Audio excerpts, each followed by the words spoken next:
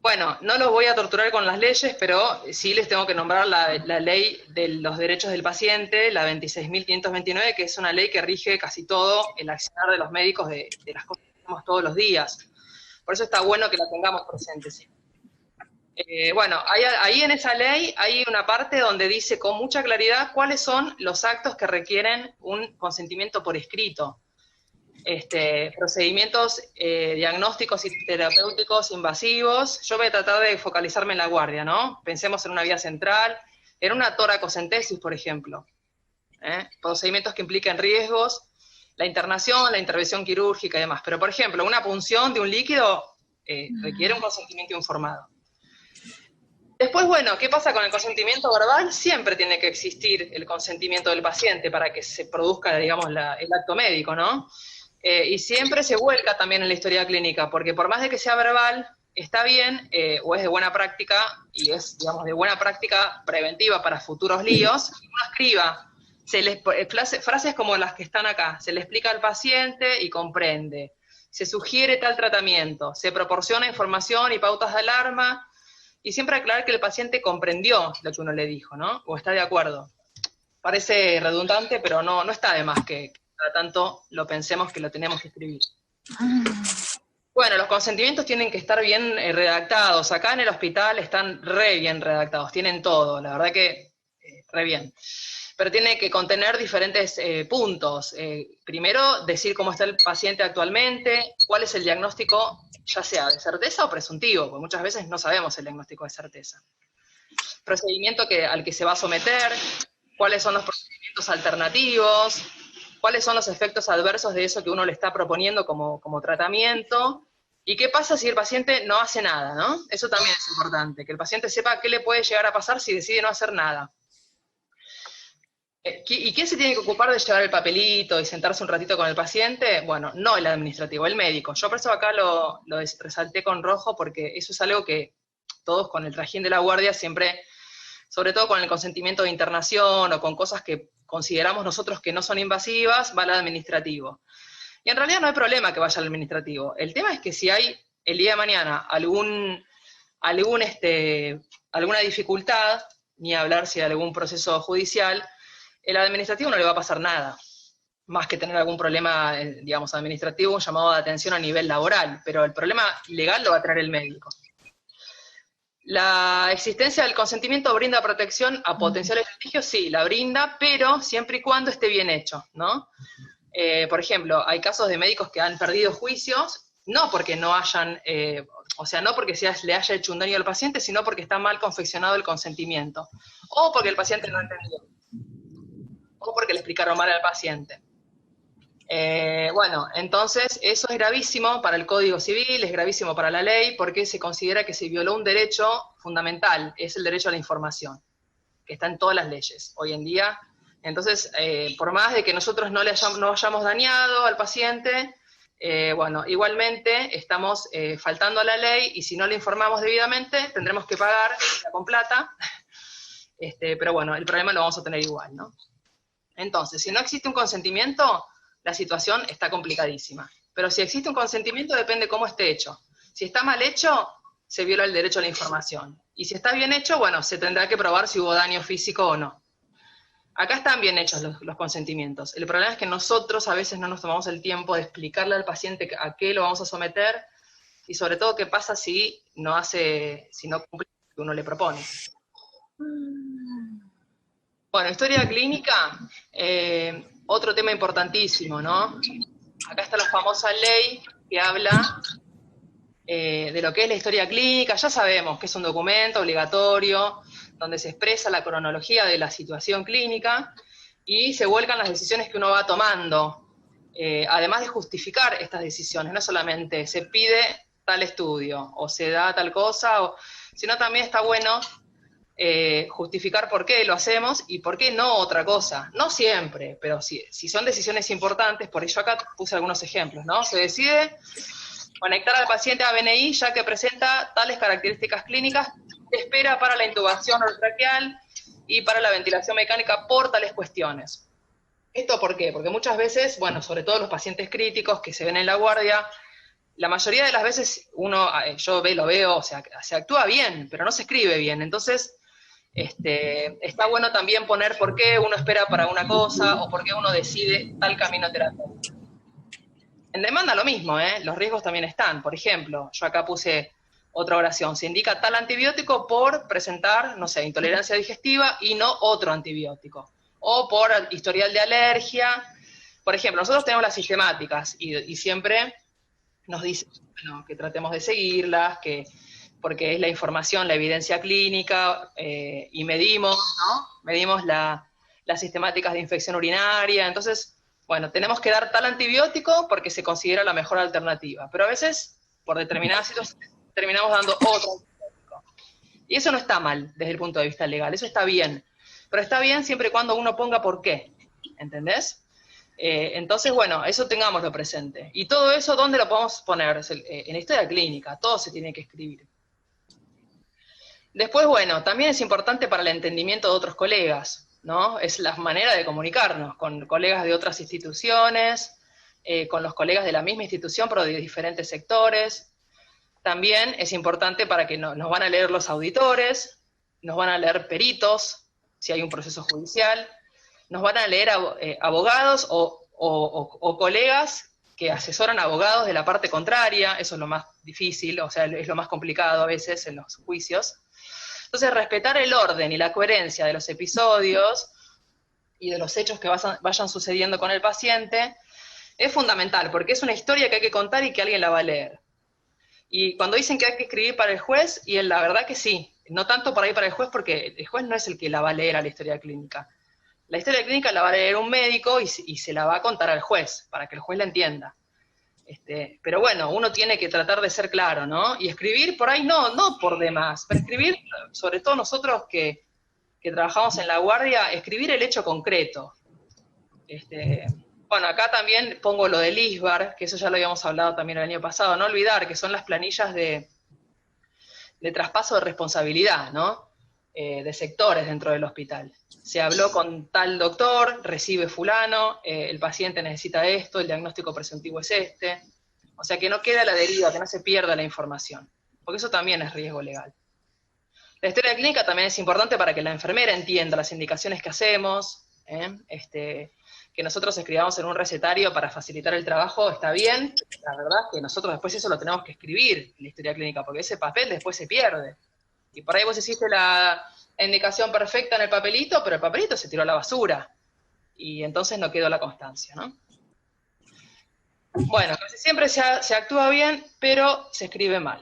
Eso es un punto que todos tenemos que mejorar, y en el caso de la historia clínica electrónica, no abusar de esto, ¿no? De copiar y pegar. Todos utilizamos esta función cuando vemos que son historiales largos y los antecedentes y demás. Y está bien hacerlo, pero cada tanto echar una miradita, porque puede pasar que a veces hemos copiado y pegado cosas que no corresponden al episodio, y son errores que a la hora de auditarlo o de peritarlo, bueno, pueden traer problemas, ¿no? Si durante la estadía del paciente en la guardia hubo que hacer precarios, hubo que hacer consentimientos, hubo que firmar altas voluntarias o declaraciones juradas, si en esa estadía del paciente pasaron estas cosas, hay que escribir en la historia clínica que se hizo firmar tal cosa, que se adjunta tal documento. Bueno, entonces lo que se hace en un juicio es reconstruir un hecho que a lo mejor pasó, no sé, 2 años antes, año y medio antes. Entonces la prueba más importante para hacer un análisis retrospectivo de algo que pasó es la historia clínica, es la mejor prueba para el abogado, para el juez, para el médico. ¿Vamos bien? ¿Muy rápido? Sí. Willy, Vamos bien, vamos bien. Bien. No, perfecto. Bueno, declaración jurada ya sabemos, es un término que utilicé. En las últimas 2 semanas creo que dijimos la frase declaración jurada un montón de veces, ¿no? Es un documento que no es lo mismo que un consentimiento, es otra cosa. La declaración jurada es un compromiso que el paciente va a asumir, y que si no lo asume, hay consecuencias legales para el paciente. En el caso que nos importa ahora, el paciente se está comprometiendo a que en su casa va a tener una habitación para aislarse, a que va a un baño. Epa, qué boquita. ¿Quién fue? ¿Dora, de Morra? Bueno. Michu, apaga el micrófono. Estoy manejando, perdón, me frenaron al topo. No... ¿Estás bien, Michu? Tratá de no tomar, Michu. Es terrible. No tomé Ahí está, cuando manejaba, Michu. Ahí la silencié. Bueno, pobre Michu, che. Pensé que era Isabel. Bueno, entonces acá este documento le da como un marco de obligatoriedad al paciente. No es lo mismo un consentimiento donde el paciente, bueno, manifiesta su voluntad de algo, ¿no? Bueno, y en el marco de la pandemia, las autoridades sanitarias dispusieron este recurso de declaración jurada para aislar a los pacientes leves, comprometiéndolos a cumplir determinadas condiciones habitacionales que deben ser explicadas por nosotros, y además están expresadas en el documento. O sea, aparte que vieron que en el documento hay una información extra que es la copia que se lleva el paciente. Pero bueno, no todos los pacientes tienen un nivel educacional, acá por suerte la mayoría sí, pero sabemos los que hemos trabajado en hospitales públicos, que bueno, el paciente a veces no tiene ni siquiera escolaridad. Entonces tenemos que explicarle nosotros, eso sí es función nuestra, ¿no? Para que realmente pueda afirmar algo que está entendiendo. Bueno, son 2 copias, esto ya lo sabemos. ¿Qué pasa si el paciente se quiere retirar sin firmar nada? Bueno, o sea, hay que dar aviso a las autoridades y eso lo tocamos ahora más adelante. Después les quiero decir unas palabritas sobre la comunicación médico-paciente y médico-familia, que tiene que ver también con los informes y con la manera de articular la comunicación del estado de salud del paciente. Acá vuelvo a nombrar esta ley, que es la Ley de Derechos del Paciente, porque hay un apartado donde habla del derecho a la información, de vuelta. Entonces, la ley deja expresado que el paciente y en su defecto la familia tiene derecho a una información completa y veraz de la situación. Bueno, ahora muchas preguntas que surgieron es qué pasa si se pueden dar informes telefónicos o por mail, porque por la cuarentena y demás, ¿no? La verdad que mientras el paciente esté consciente y esté lúcido, se le puede preguntar a él mismo si quiere, digamos, el paciente nos tiene que autorizar a dar el informe al familiar. Por ahí antes de la pandemia, los familiares andaban deambulando más por adentro de la guardia, ¿no? Ahora a veces viene el paciente solo, al familiar hay que sacarlo, entonces está bien preguntarle al paciente, porque el dueño de la información es el paciente. Entonces, ¿a quién quiere que le demos el informe? Eso es algo que por ahí no lo hacemos tan seguido, y por ahí salimos y damos un informe, bueno, soy la esposa, y por ahí no le estamos pidiendo el documento, pero está bueno que para evitar problemas, que el paciente nos dé la autorización para dar los informes. Si el paciente no se puede dar a entender, que la persona, por lo menos que la persona que esté pidiendo el informe, acredite de alguna manera quién es. Y en las unidades cerradas, las unidades de terapia intensiva, bueno, vieron que siempre hay horarios para los informes, bueno, a la mañana y a la tarde, 2 veces por día, y después se limita. Pero nosotros no trabajamos en unidad cerrada, porque hay que entender que la guardia, como puse acá, es un sector dinámico, o sea, de carácter dinámico, donde entran y salen un montón de pacientes, donde el mismo paciente a veces va a transitar diversos estados evolutivos en poco tiempo, y a veces los informes tienen que ser más seguidos, ¿no?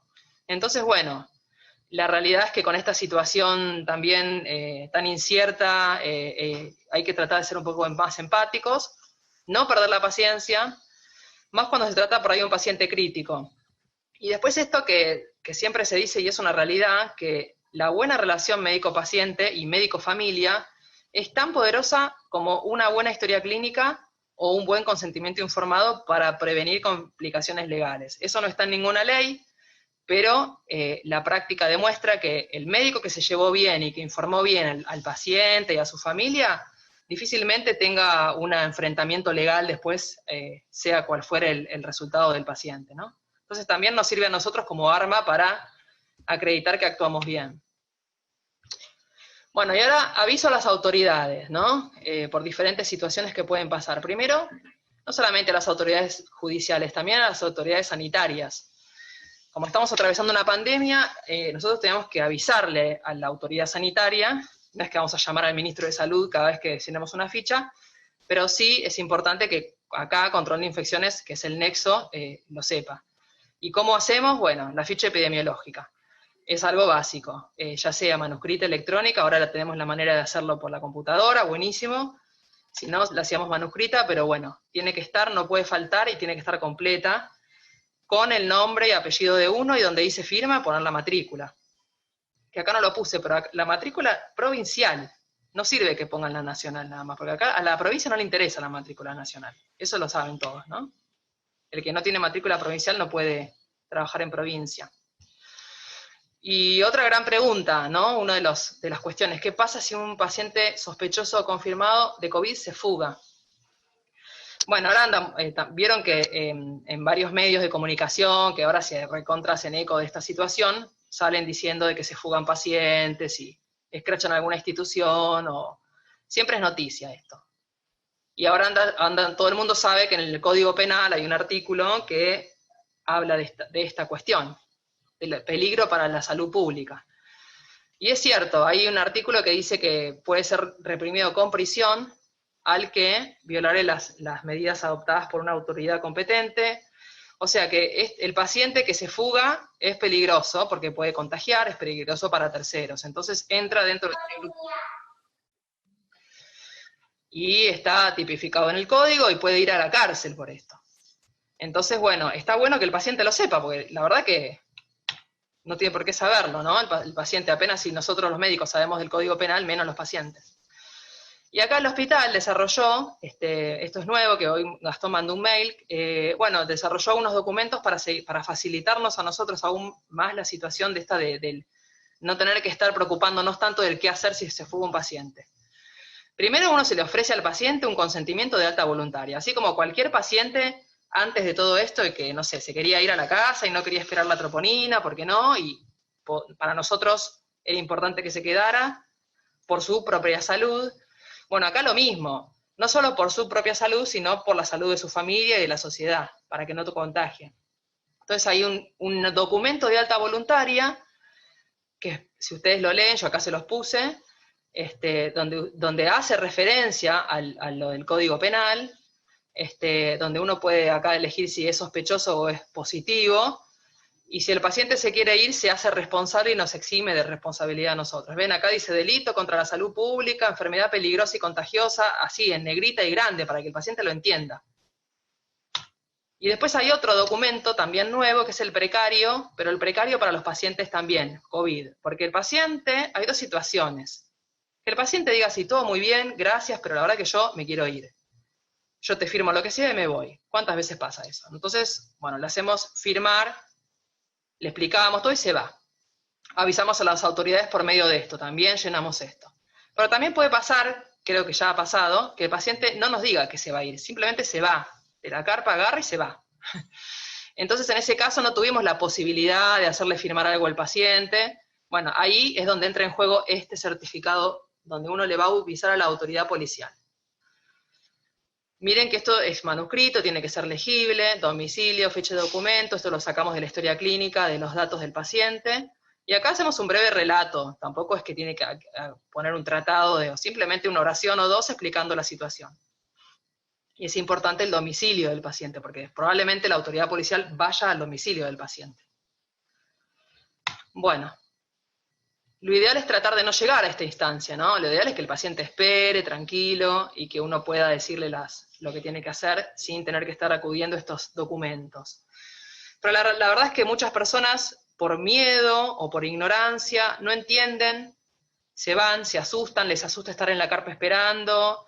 Ha pasado de todo. Hemos visto diversas reacciones con los pacientes y bueno, entonces tenemos que estar preparados. Si nosotros proporcionando este tipo de información, otra cosa, el secreto médico, muchos, no sé, dirán, pero no está violando el secreto médico porque estoy revelando información del paciente. Bueno, no, porque se trata de un problema de salud pública, y eso es uno de los, que la ley nos exime, digamos, de respetar el secreto médico. Bueno, hasta acá es un poco el manejo de la guardia de los pacientes COVID. Si quieren, podemos parar y me pueden hacer alguna pregunta o pueden comentar algo. Después queda otro último punto que es medio controvertido y que yo lo quise incluir, pero bueno. ¿Qué seguiría más o menos, Euge? Porque si no hacemos todo y después preguntas. Dale, bueno, son 5 minutos más, lo hago rápido. Dale. Una cosita. Sí. Agregar que todo esto que vos contás, además de contarlo, hay que dejarlo por escrito en la historia clínica. Todo. Si el paciente no quiere firmar el consentimiento, si el paciente se va sin avisar, Todas esas cosas tienen que quedar siempre registradas en la historia clínica. Claro. No sirve de nada que ustedes hagan un excelente precario y todo, y hablen todo bárbaro, No, pero no pusieron, en la historia clínica no pusieron, se hace ese certificado médico precario, y cuantos más detalles puedan poner de eso, mejor, siempre. Y Sí, lo sí. mismo, no sé, Euge, el tema cuando uno es agredido, también hay que aclararlo, porque si no siempre es la palabra de uno contra el otro, ¿no? Si el médico sufrió una agresión, Claro, que vienen y me insultan, te putean todo y se van. Eso también habría que ponerlo, ¿no? sí, eso también hay que ponerlo. Sí, la verdad es que estamos bastante desprotegidos con eso de los insultos, porque nadie nos va a hacer nada, nadie nos va, pero bueno, sí, no está mal ponerlo, tal cual, sí. Bueno, hace poco, creo que fue en octubre, noviembre, que el colegio médico mandó que por suerte en las salas cerradas no se puede sacar fotos. Que eso es ponerle una ayudita, por lo menos. Y bueno, viste que ahí en La Guardia también ahora pusieron uno de los artículos del Código Civil que bueno, que prohíbe la filmación y la divulgación de información del. Sí, eso está genial. Y no se puede usar celular. Sí, hay un montón de otras cuestiones que se pueden suscitar, digamos. Y uno, cuanto más se escribe en historia clínica también, pero más que nada la historia clínica es un instrumento para defendernos a nosotros, siempre pensando si el día de mañana tenemos algún juicio, ¿no? Es la única prueba. Y después hay acá otro gran capítulo de la medicina legal y de los pacientes críticos, que es hasta dónde las limitaciones en el esfuerzo terapéutico. O sea, qué actitud tomar frente a pacientes que tienen mal pronóstico. Y de esto se habló mucho en Europa en el último tiempo, cuando, por suerte, no parecería que no va a ser nuestra situación, pero donde realmente no alcanzaban los respiradores, donde estaba realmente la sala llena de pacientes críticos y había que preguntarse hasta dónde seguir o hasta dónde no, o a veces, lamentablemente, hasta elegir a qué paciente respirar o no.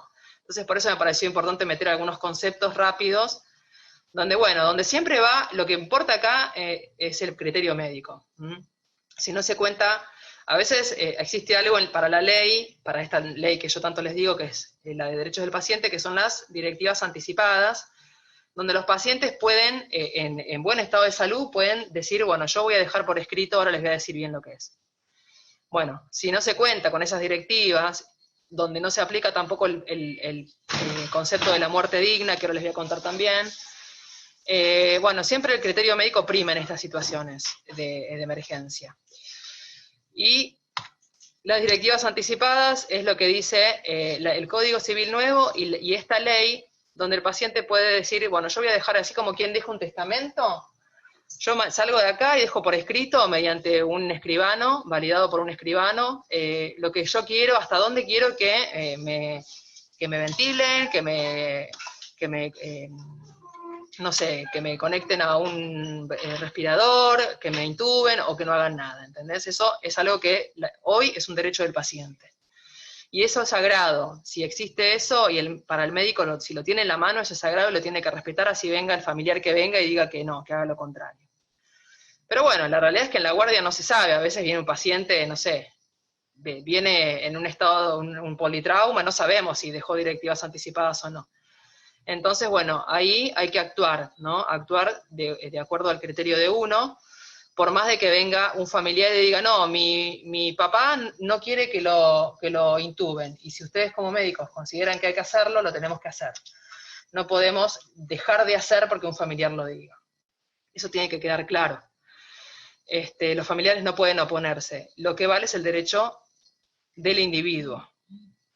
Y después, el encarnizamiento terapéutico es, digamos, el conjunto de medidas que a veces son excesivas y que tienen por objetivo prolongar en tiempo la sobrevida del paciente, pero no la mejoría. Entonces, ¿cuál es el límite? La ley no estipula eso, pero sí, de vuelta acá, lo que se impone es el criterio del médico.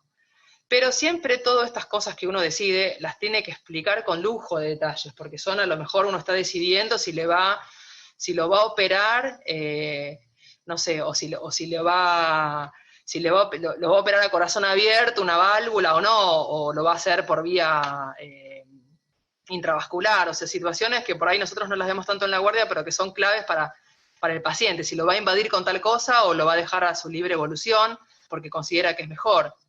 Entonces, bueno, todo eso es lo que hay que explicarlo con lujo de detalles, ¿no? Y acá de vuelta pongo que la ley no habilita a ningún familiar a disponer del retiro de medidas. Por ejemplo, si nosotros tenemos un paciente que está ventilado y viene el familiar y dice, no, miren, yo quiero que le saquen todo, porque bueno, porque él así lo había pedido, no habilita a que lo hagan, porque eso, salvo que haya un papel que lo diga, nosotros lo tenemos que decidir, sea el hijo, el padre o quien sea. Y después hay otra ley, que es la ley de muerte digna, donde habilita, ante una situación irreversible, donde se sabe que los tratamientos no van a mejorar la condición clínica, habilita aplicar medidas paliativas, medidas de confort, de analgesia, hidratación, y limitar, ahí sí, el esfuerzo terapéutico, que no es la eutanasia. La eutanasia, el concepto de eutanasia es acelerar un proceso mórbido, hacer que se muera más rápido, que eso no es legal en este país. Pero bueno, la muerte digna, junto con la gente que hace cuidados paliativos o cuidados integrales, eso sí es legal y eso sí está bueno, y iría, digamos, sería lo contrario al encarnizamiento terapéutico. Entonces, bueno, ¿qué poder de decisión tienen los familiares ante una situación extrema? Si no hay directivas anticipadas y no aplica el proceso de la muerte digna y el paciente está inconsciente y grave, por ejemplo, un paciente en insuficiencia respiratoria con sospechoso de COVID que tiene 80 años, el criterio médico se aplica. No sabemos si ese viejito dejó escrito o lo que quiere el familiar, ahí aplicamos nuestro criterio. Si se puede firmar, obviamente ese paciente no va a poder firmar ningún consentimiento y probablemente el familiar no esté tampoco disponible, entonces directamente se actúa. No es lo mismo que un familiar consienta un acto que diga, sí, doctor, intúbelo, a que eso es válido, a que un familiar diga, no le haga nada. ¿Por qué? Porque hay consecuencias legales, son completamente diferentes. El familiar capaz quiere que se muera para cobrar una herencia, ¿entienden? Siempre es preferible actuar de más a actuar de menos. Bueno, y acá les digo las conclusiones, y si quieren ya hablamos de los temas puntuales. Les remarco como conclusión que se acuerden de esta ley. No es larga de leer, es cortita, la verdad que la pueden leer, está en internet en todos lados, porque regula la mayoría de las cuestiones cotidianas del trabajo médico. Bueno, el consentimiento informado, bien redactado y explicado con una historia clínica completa son los instrumentos claves de prueba de que se actuó bien. Después, cuidar la relación y la comunicación médico-paciente-familia. Entender la diferencia entre declaración jurada, precario, ficha epidemiológica, consentimiento de alta voluntaria en el marco de esta pandemia, y tener presente que puede haber diferentes situaciones donde plantear también la limitación del esfuerzo terapéutico. Y después, bueno, ante una situación, también entender esto, de colapso del sistema sanitario, al punto que no haya respiradores, o una situación caótica, siempre los principios legales ceden, ¿no? La ley no es tan dura en estos casos, se toma la mejor decisión en el momento dado con lo que se tiene. Y se asiste al que más chances de sobrevivir tiene. Eso ahí se llama principio de ética colectiva, que es lo que uno apela ante una catástrofe, ¿no? Catástrofes de grandes accidentes, o donde se tiene que hacer un triage rápidamente y elegir al que verdaderamente más chances tiene de sobrevivir. En situaciones tan extremas como esas, la ley no es tan dura, digamos, ¿no? Pero bueno, por suerte estamos lejos de esa situación, esperemos que no nos toque. Bueno, terminamos.